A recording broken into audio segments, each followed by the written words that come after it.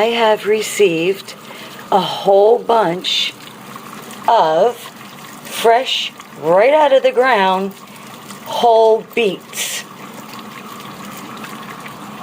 Right out of the ground. You can't get fresher than that, right? But now, what in the world to do with all of these beets? This one looks like it's rotten. We're going to get rid of that one. But look at all of these beets. Should I pickle them? Should I sugar them?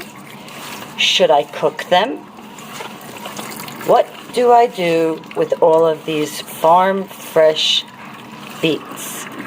You know, back in the day, when I was a teenager, we used to use the coloring, the natural coloring that came from the beets to put into our hair, like a henna, and we would dye our hair that way.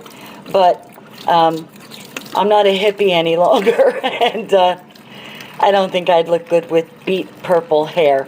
So we're going to think of something else to do with these, and I'm sure it's going to be delicious. Interesting, maybe, but delicious. Stick around.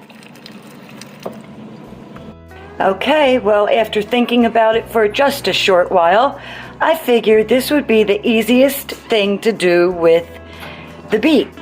And I'm going to use it in a salad. Look at the gorgeous color of this beet after I peeled it. But also, look at the color of my hands. When will I ever learn? When? Well, I do not have a slicer or a dicer or a chopper or a shredder, so I'm just trying to cut these with my knife as thin as I can get them. Look at that. Such a pretty color, isn't it? No wonder why back in the day we used to dye our hair with beet juice. Okay. Alrighty. We've got 2 bowls of salad using fresh farm-grown beets. And I've got fresh cabbage in there that I've got from the farm, and the carrots too. So this is fun, finding out all different things that you can do with farm-fresh vegetables. This is good. Let's see what else I can do. Look at these beauties. I was lucky enough to get a couple of these organic mangoes, but I don't know what to do with them. I know they're sweet, and I know that you can put them in recipes, and I know you can make juice out of them too, but I've never done a thing with mangoes. But since I made a salad just before, I'm thinking salad again. Let me wash these, and then I'll take them to the table, and I'm going to invent as I go along. And I've also added an onion, an apple, and a green bell pepper to come along for the ride.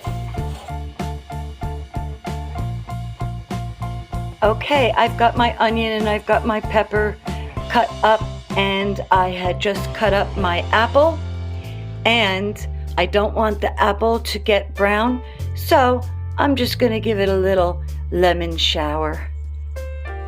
And this way, it won't turn brown. There you go. Look at how pretty that mango is inside. Look at that color. And I bet it's going to make a real tasty salad too. Well, there you go. A salad made with mangoes, bell pepper, onion, and apple. And I guess, I don't know, I'm going to try and look at what I've got in the fridge and see what type of dressing I'd like to drizzle over it.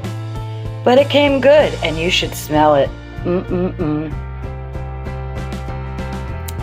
Well, here is the second thing I did with those mangoes. Very simple, pretty close to the first recipe because I'm using the apples with them. But that's it, just mango and apple. and I sprinkled a little bit of fine sugar on them, and I thought, why not top it off with some maple syrup?